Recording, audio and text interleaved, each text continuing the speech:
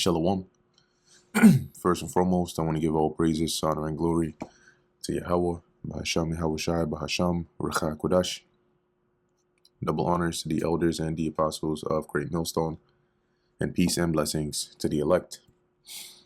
And today we're going to go into the book of Genesis, the 30th chapter. And when Rachel saw that she bare Jacob no children, Rachel envied her sister, and said unto Jacob, Give me children, or else I die. And Jacob's anger was kindled against Rachel. And he said, Am I in God's stead, who hath withheld from thee the fruit of the womb? So, is it you saying that, like, you getting at me like I'm the one who's made you barren? And she said, Behold my maid Bilhah, go in unto her, and she shall bear upon my knees. And what that means is just similar to what Sarah did. Rachel here, after seeing that the Lord had opened up Leah's womb and how she just kept having children for Jacob, she started to get attention more. And so Rachel says, look, go and sleep with my handmaid, and then when she's going to have that child in my stead. So the child that she bears will be mine, that I may also have children by her. And so, and in the ancient world, it was like that, right? Like that, let me look this up here. Surrogate mother. So a surrogate mother is a person or animal that takes on all or part of the role of mother to another person or animal. Okay, here, a woman who bears a child on behalf of another person or couple. Now, as it says here, typically via artificial insemination, right?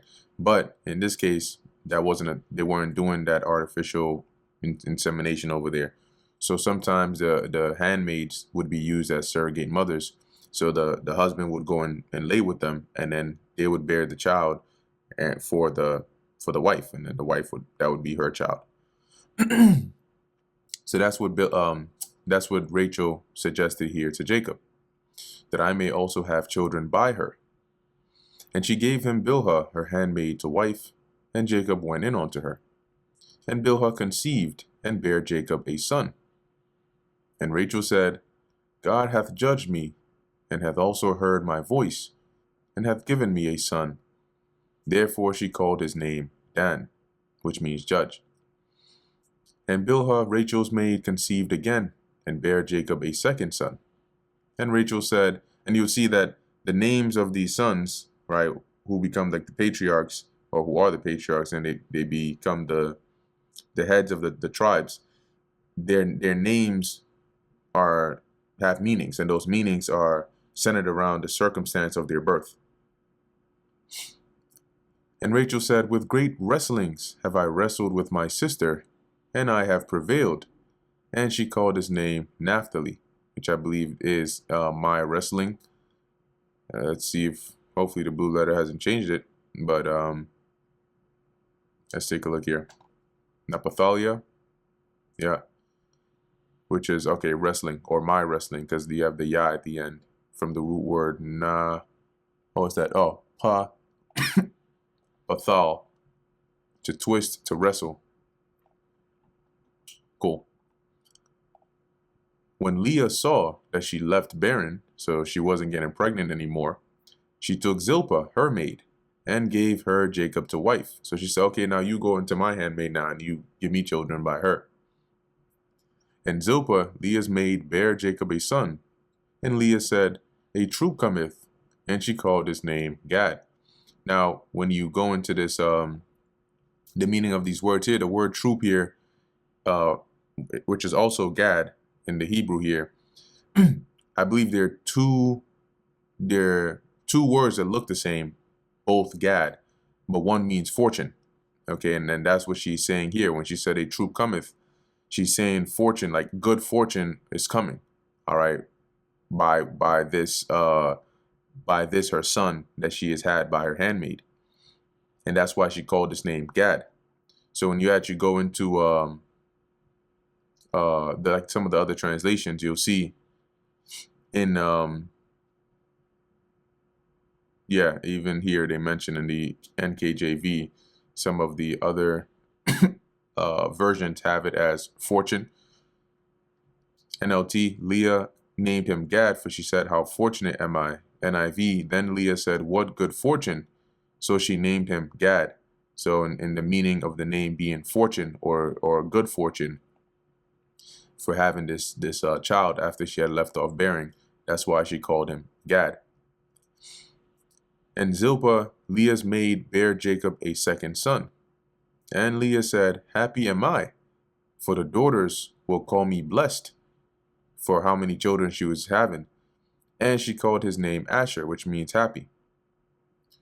And Reuben went in the days of wheat harvest, and I believe that was the firstborn of Leah. It says here, in the days of wheat harvest, and found mandrakes in the field, and brought them unto his mother Leah. Then Rachel said to Leah, "Give me, I pray thee, of thy son's mandrakes." Now the mandrakes here were used, let's see, mandrakes used in the Bible, and it would make women more, or it was believed to make women more fertile, and also used as an aphrodisiac.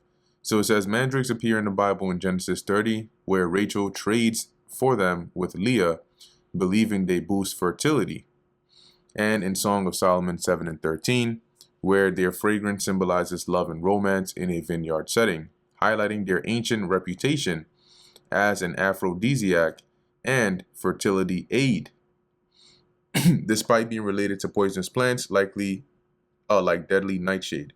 So the mandrakes she got, they believe, right, that this would increase your fertility and make her more likely to get pregnant, and also once again as an aphrodisiac. And if you don't know what that is, this is what it means. Aphrodisiac, there you go. A food, drink, or drug that stimulates sexual desire. A love potion, horny goat weed, whatever you want to call it. So it says here, and where we at with it? Oh, so Reuben brings her the mandrakes, and Rachel basically is asking her for some, right? And she said unto her, "Is it a small matter that thou hast taken my husband? And wouldest thou take away my son's mandrakes also?" Because remember, if you look at it from Leah's perspective, she was given to Jacob, right? So she was his first wife. But because Jacob loved Rachel more, Jacob married Rachel as well. And he showed more favoritism to Rachel, right? He loved Leah less than Rachel. That's the reason why the Lord opened Leah's womb, so she would start having kids, to balance that out. So that's why she's responding to Rachel saying, you've already stolen him because he loves you more, and now you want to take my son's mandrakes as well?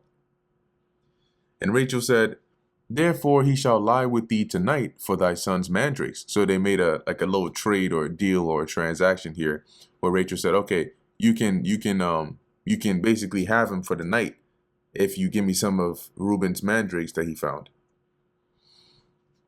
And Jacob came out of the field in the evening, and Leah went out to meet him, and said, "Thou must come in unto me, for surely I have hired thee with my son's mandrakes." See, so she hired or bought his night with her from Rachel with her son's mandrakes.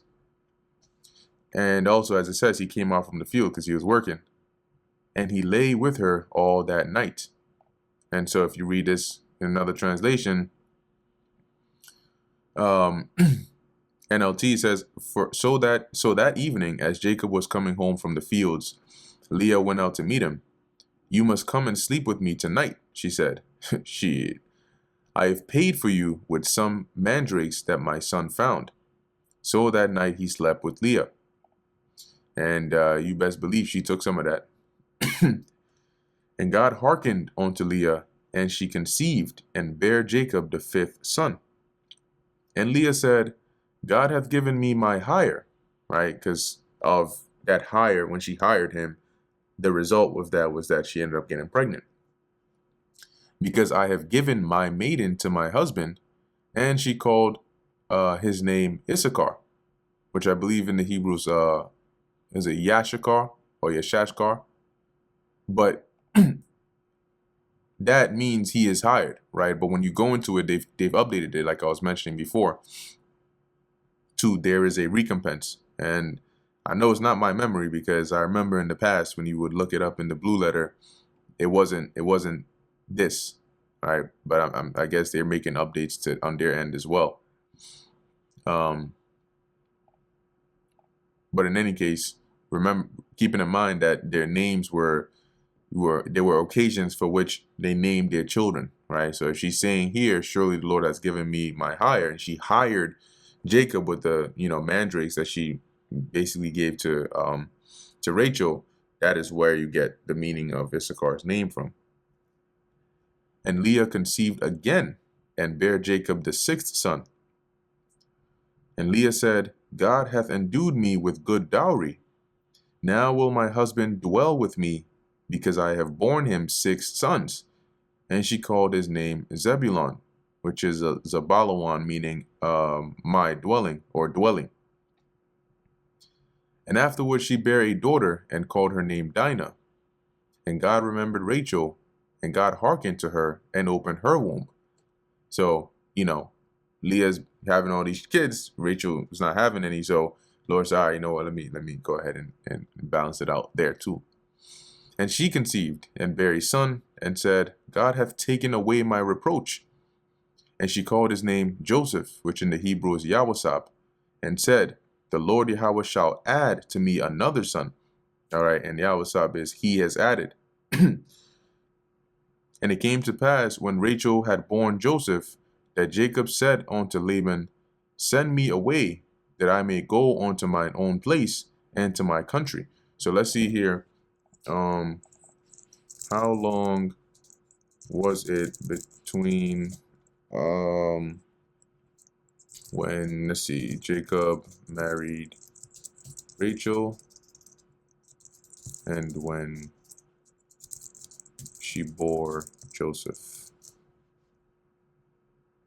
Okay, it was about 11 years between Jacob marrying Rachel after serving and giving and her giving birth to Joseph, as Joseph was born at the end of Jacob's second 7-year service period for Laban, with the first 7 years getting him Leah and the next 7 years for Rachel, followed by more years of work before Joseph's birth. Okay, cool. So let me see if they have it here. There's in the years after marrying both, Leah and Rachel bore children, the first son.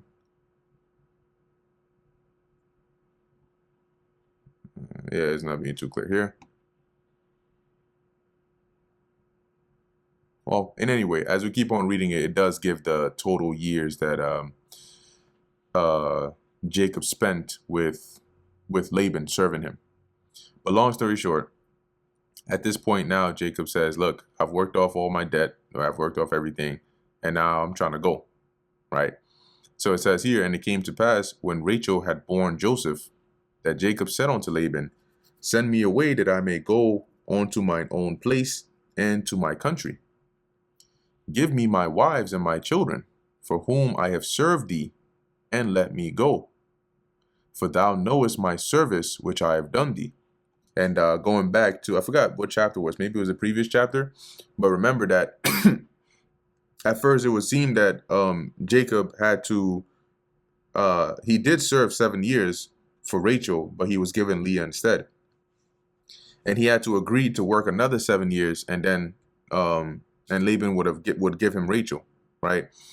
So if he had already worked those 14 years, then he wouldn't have, because here, remember, Rachel was giving him children as well during this time that he's working for Laban, right? So this is it's at the end of the time when he has worked off the agreement of working that 7 years for Laban for Rachel, that he came and asked to say, hey, let me go, because now I don't owe you anything, right? I've already worked off for both of them. And so now I'm trying to leave. And he says here, verse 27, and Laban said unto him, I pray thee, if I have found favor in thine eyes, tarry, for I have learned by experience that the Lord Yahweh hath blessed me for thy sake. So he's saying, look, if whatever you want, you tell me, but since you've been here serving me, I've been blessed, right? My everything that I own has been increased, So why don't you stay with me? And he said, appoint me thy wages and I will give it. He said, look, whatever payment you want, you let me know. And then I'll give you that, because you've already worked off for everything you asked for in the beginning. So now, since I want you to stay, you tell me the wages you want, and then I'll pay you that, and then you can stay. And he said unto him, thou knowest how I have served thee, and how thy cattle was with me. For it was little which thou hadst before I came. Right? So Jacob took care of Laban's cattle. And he's saying, you only had a few when I came here, and it is now increased into a multitude. And the Lord Yahweh hath blessed thee since my coming. And now, when shall I provide for mine own house also? So he's saying, look, I've been working for you. Since I've been working for you, your cattle, they've increased. You have a multitude of substance now. But if I just keep working for you, how am I also going to start to provide for my own house? Because I have a family now. I have wives. I have children, And he said, what shall I give thee? And Jacob said, thou shalt not give me anything if thou wilt do this thing for me. And I will again feed and keep thy flock.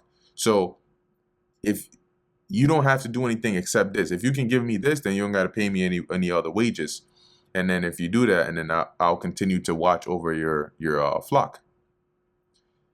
I will pass through all thy flock today, removing from thence all the speckled and spotted cattle, and all the brown cattle among the sheep, and the spotted and speckled among the goats. So the speckled, it looks like that. Let me see if I can find an image for this. Is Genesis 30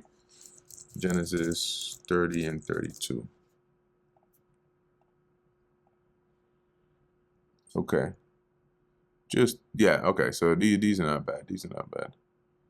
So you can see these are of the goats and so on and so forth. The ones that are, they look almost like they have like some form of genetic mutation. So they're not plain colored, right? They're spotted, right? They have little spots of black or brown, whatever, in them. And these were fewer than the plain, because it was more normal to have plain colored sheep or goat or cattle. And so when he says here, Jacob says, look, I'll go through your flock, and all those that are speckled or spotted, right, that have, as it says, all the brown cattle among the sheep, and the spotted and speckled among the goats, of such shall be my hire. So that's the payment that I'll take. You just give me those. So shall my righteousness answer for me in time to come, when it shall come for my hire before thy face, every one that is not speckled and spotted among the goat, and brown among the sheep, that shall be counted stolen with me. So basically, this way it's fair and square, right? You can't say that I've cheated you, because my cattle are going to have this discoloration, the spotted and speckled and so on. And yours are going to be the plain colored. And if you find any of your plain colored with mine, then you'll know, okay, those are ones that I stole. So this way we can avoid the whole quarrel or anything like that. And Laban said, behold, I would it might be according to thy word. So, okay, that sounds good. Let's do that. And Laban is thinking, oh, there are more plain cattle than they are spotted and speckled. So shit, this is a good deal. But even then, Laban being remember, you're now starting to see the characteristic, right? The nature of Laban, because first he supplanted Jacob, or he deceived him by giving him, not telling him, and then giving him Leah before Rachel, and then got him to work for 14 years. And now that he has agreed to this, as it says in verse 35, And he removed that day the he goats that were ring-streaked and spotted, and all the she goats that were speckled and spotted, and every one that had some white in it, and all the brown among the sheep, and gave them into the hand of his sons. This is Laban. So he basically tried to cheat and went and had that day. He removed all of them and separated them and gave them to his sons. And he set 3 days' journey betwixt himself and Jacob fed the rest of Laban's flocks. So he basically said, I'm already gonna remove all of these out here. So when you go through the mist, you ain't gonna really find any. And Jacob, so as it says, he ended up removing them. And so Jacob is like, all right, he's doing his job anyway. He's taking care of Laban's flocks. So it comes to pass, right, as time goes on. It says here, and Jacob took him rods of green poplar and of the hazel and chestnut tree. These are branches. Okay. So Jacob took branches from these trees, cut them down, and piled white streaks in them, and made the white appear, which was in the rods. So he takes the branches, and then he basically strips, not completely, but he strips certain parts so the bark starts to show. Or let me say that the white inside it starts to show. So let's look here at Genesis 30 and 37. Let's see if we can get a good visual of it. Okay, mention the green poplar one. When you type that in, I think it goes into a specific kind.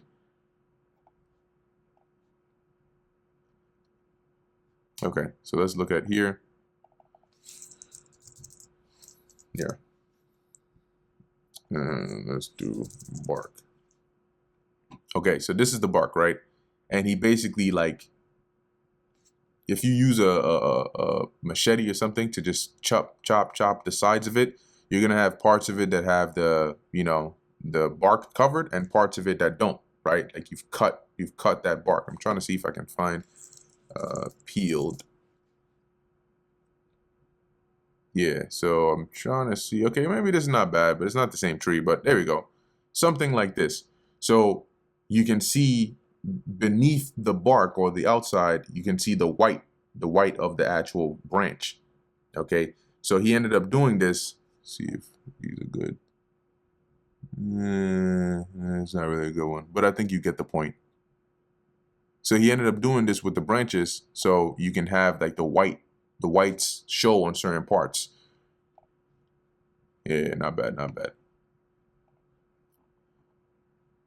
As it says here, and piled white streaks in them. So it wasn't, he didn't strip it completely, but it looked like this. So it's like the little streaks or streaks within it. So now the tree looks spotted, or it looks, discolored. Part of it is covered with this, and part of it has the whites showing. It said, yeah, and made the whites appear, which was in the rods. And he set the rods, which he had piled before the flocks in the gutters, in the watering troughs, when the flocks came to drink, that they should conceive when they came to drink. So typically when the flocks will come and they're drinking around that area, they would mate. And what Jacob did, which this was also a belief in the ancient world, right? That basically whatever the animals would see as they were mating, that would influence their offspring, how their offspring will come out. So what Jacob did here was, by creating this similar coloring, right, of the if you had sheep that was ring streaked or spotted, he basically mimicked that with the tree branches. And so whenever they came to drink, he would place the branches in front of them, so that as they were drinking, and if they got in heat and they started to mate, before their eyes they would see those discolored rods, and that would influence their offspring that would come out, causing, as it was believed then, causing the babies to come out looking, with this discoloration. Now, let me actually read some more. It says, and the flocks conceived before the rods, and brought forth cattle ring-streaked, speckled, and spotted. Now this was like the equivalent of what happened with Tobit, right? Today, if you go and try this, you're not more likely you're not going to get that outcome. However, because the Most High actually, caused this to happen. He caused the miracle to happen on behalf of Jacob by Jacob doing this.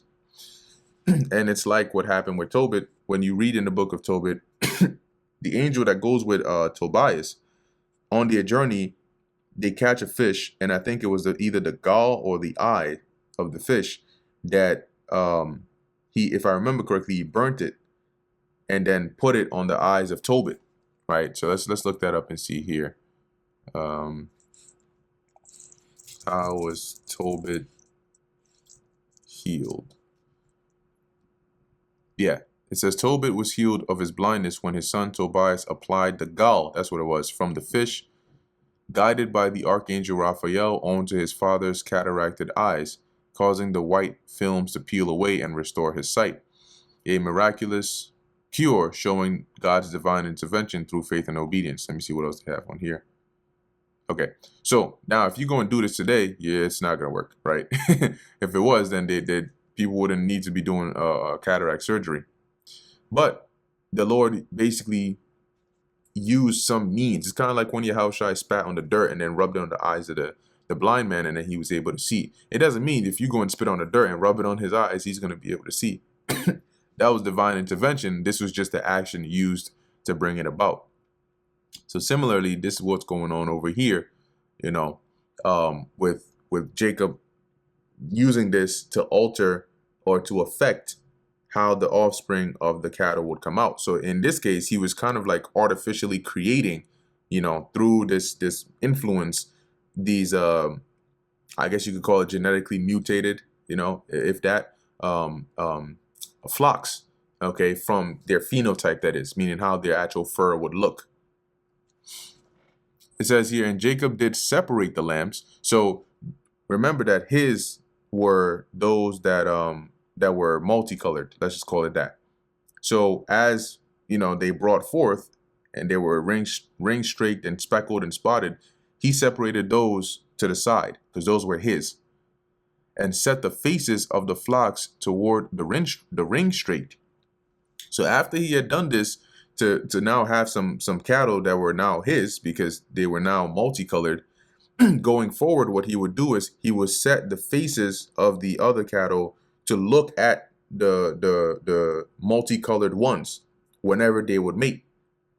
And that would basically trigger that same thing, right? This is what they're seeing as they're mating. And so now it starts to have their offspring look more like what they were seeing. In fact, let's type this in here. See, Jacob's experiment with Laban's cattle.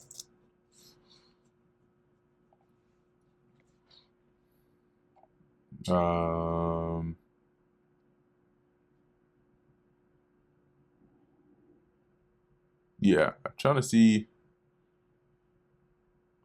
Okay, see. Let's type in. Let's play around with this thing right here.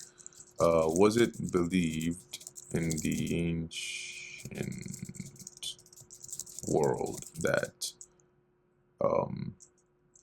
what animals saw when mating influenced their offspring? Let's put it that way. As with the case of Jacob.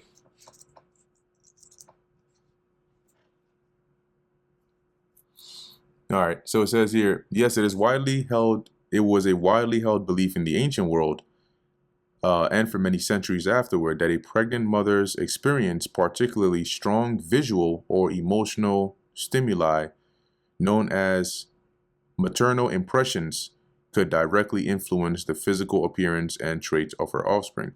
But obviously, in the case with Jacob, this would be more than just a pregnant mother's experience. Because this would be, he put it there while they were mating. But also, right, it says that he did face the flocks towards the ring straight, right, in the brown. Let's see. The belief was common in the region where the story of Jacob takes place, an ancient Mesopotamian Ullman text states, if a pregnant ewe looks at a multicolored cloth, it will bear multicolored young. So there you go. So it wasn't like Jacob was just doing this randomly. Jacob's actions with the peeled striped branches in the watering troughs were based on this prevalent cultural belief that the visual impressions the strong mating animals would received would be imprinted onto their developing offspring, causing them to be striped, speckled, or spotted. The biblical narrative itself attributes Jacob's success to divine intervention rather than the efficacy of his method, as God later reveals to Jacob in a dream that he was the one who ensured the flocks produced the desired offspring to compensate Jacob for Laban's deceit. See? So, coming back here. So, this is the tactic or the technique, or, how Jacob went about it. And it ended up working because the Most High blessed it. So as it says here, he separates the lambs from Laban's, and then he has as it says, he set the faces of the flock towards the ringstake, because now looking at it would influence their offspring. And all the brown in the flock of Laban, and he put his own flocks by themselves, and put them not onto Laban's cattle. So he was using this method, right? Whenever he would get offspring that would be his, fair game, he'd separate them. And whenever the rest would come to that area, he would position them to where they're always looking at the ringstake and the brown, and that would influence their offspring. And it came to pass, whensoever the stronger cattle did conceive, that Jacob laid the rods before their eyes, or before the eyes of the cattle in the gutters, that they might conceive among the rods. So whenever they were getting heat and they're about to get it on, the stronger ones, well, he could tell, okay, this is real strong one. What they call selective breeding, right? He would have those look at the rods, because if looking at the rods influences their offspring to become multicolored or ring-streaked or spotted, then he wanted the good genetics from the stronger cattle, right? So he would use that, whatever the stronger cattle would mate, to have the strong offspring that come of them be those that would be in his flock. But when the cattle were feeble, he put them not in. So when it was the weak ones, and he could tell, he was a shepherd. So whenever the weak ones would come, he'd be like, yeah, you could drink your water. It's all right. You ain't looking at these you ain't looking at these rods. So the feebler were Laban's and the stronger Jacob's. See? So whenever the regular or weak cattle would breed, they would breed and their offspring would be of the same color, plain colored, but they were weaker. And whenever the stronger would breed, Jacob would use his tactic and the offspring would be multicolored and they would be his. So he ended up having the better flock. And the man increased exceedingly and had much cattle and maidservants and men servants and camels and asses. And with this, Laban cheated in the beginning, right? He was being deceitful. But with this, you couldn't come and say, hey, you're cheating, because it's not like he was taking paint and painting over Laban's flock. They agreed that, hey, the ones that look multicolored are mine, then the plain are yours. So, technically speaking, if mine end up stronger than yours, they're still multicolored and they're mine. So this was the tactic or the technique that Jacob used, which obviously, being blessed by the Lord, ended up working in his favor to balance out the deceit that Laban was trying to get him with. And that brings us to the end of the book of Genesis, the 30th chapter. Lord willing, that was edifying to the elect. In closing, I want to give all praises, honor, and glory to Yahweh, Bahasham, Yahushai, Bahasham, Recha, Kudash. And until next time, Shalom.